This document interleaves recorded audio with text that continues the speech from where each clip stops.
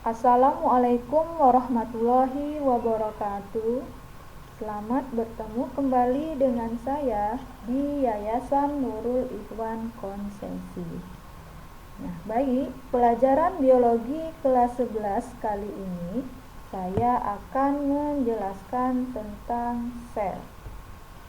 Nah, pada pembahasan sel ini ada 2 poin yang akan saya sampaikan, yaitu sejarah penemu sel dan komponen penyusun sel. Oke, sebelumnya, apakah kamu pernah bersepeda di pagi hari? Nah, jika pernah, apa yang kamu rasakan? Tentunya dengan bersepeda membuat badan kita menjadi sehat, menjadi segar, bugar, dan kuat. Nah, dengan kegiatan bersepeda tentunya banyak memerlukan tenaga. Dan tenaga inilah yang akan dihasilkan oleh aktivitas sel di dalam mitokondria. Nah, dalam tubuh kita ini tersusun atas beribu bahkan berjuta sel. Dan di dalam sel terdapat banyak organel sel yang memiliki fungsi khusus tertentu. Nah, apa sajakah organel di dalam sel? Dan apa pula fungsi dari masing-masing organel tersebut? Mari sama-sama kita cari tahu jawabannya dengan mengikuti pembahasan berikut ini. Kita awali dari teori sel atau sejarah penemu sel. Nah, istilah sel pertama kali diperkenalkan atau diamati oleh beberapa para ilmuwan. Di antaranya adalah Robert Hooke, asal dari Inggris.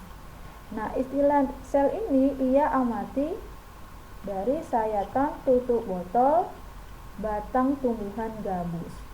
Nah, dengan menggunakan mikroskop. Dalam sayatan gabus tersebut tampak ruangan atau kamar-kamar kecil yang dipisahkan oleh dinding tebal menyerupai sarang lebah. Dan kamar-kamar kecil itu ia beri nama sel.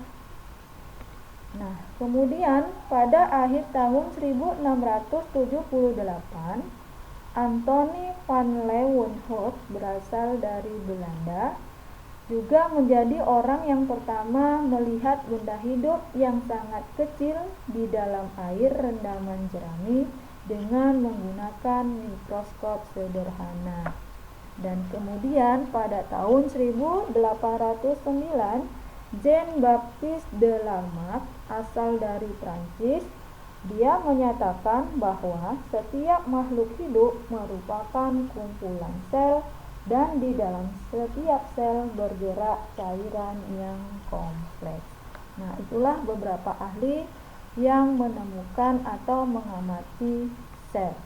Nah, jadi kata sel itu berasal dari bahasa Yunani, yaitu selula atau sela, yang artinya ruang kosong.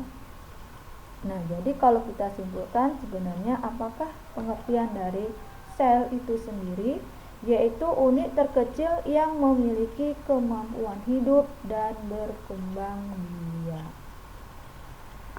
Nah, kemudian sel berfungsi sebagai unit fungsional tubuh, sebagai unit struktural tubuh, sebagai pertumbuhan dan perkembangan makhluk hidup, dan sel sebagai kesatuan hereditas atau pewarisan sifat yang dapat menurunkan sifatnya kepada keturunannya.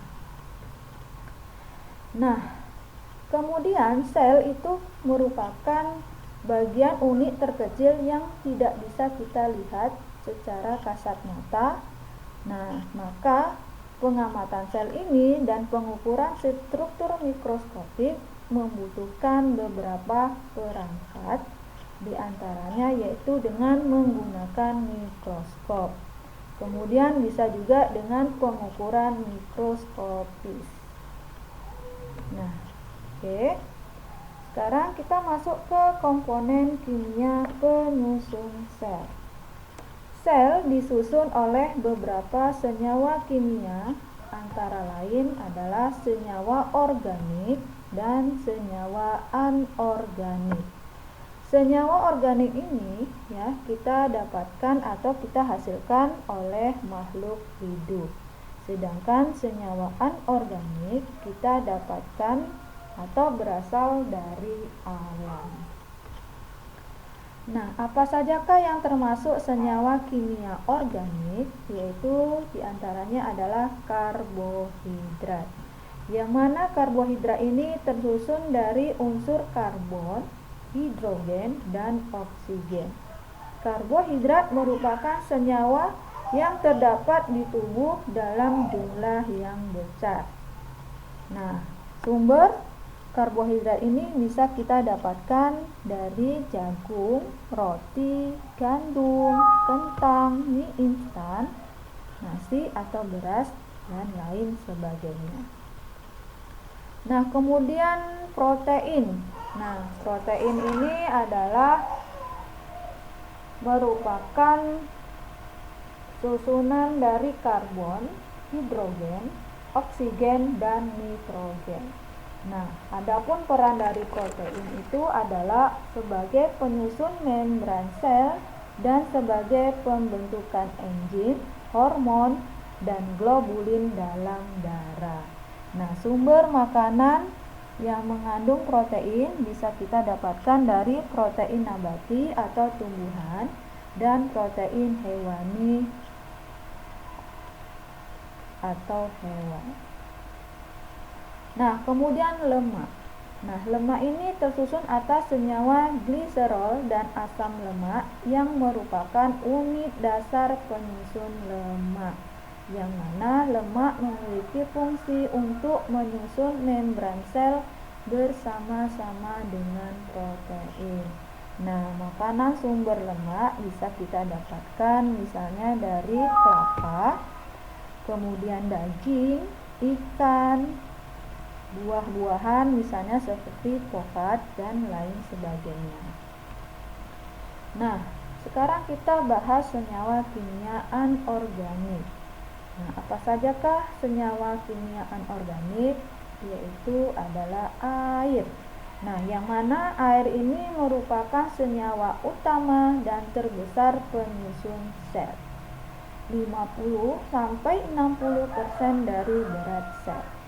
Nah, air di dalam tubuh terdiri atas cairan intrasel atau sitoplasma, kemudian plasma darah dan cairan ekstraseluler.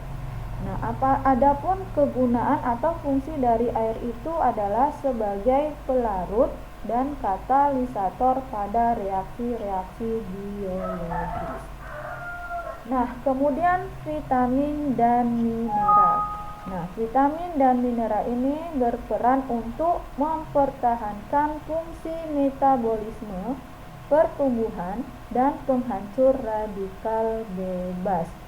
Dan juga mineral berfungsi sebagai komponen struktur sel, pemeliharaan fungsi metabolisme, pengaturan kerja enzim, dan menjaga keseimbangan asam dan basa. Nah, ini bisa kita lihat ya di slide beberapa sumber makanan penghasil vitamin dan mineral. Bisa kita dapatkan dari buah-buahan dan sayur-sayuran. Nah, oke, sekian pembahasan kita kali ini mengenai sel. Sampai ketemu di materi selanjutnya dan saya ucapkan terima kasih. Wassalamualaikum warahmatullahi wabarakatuh.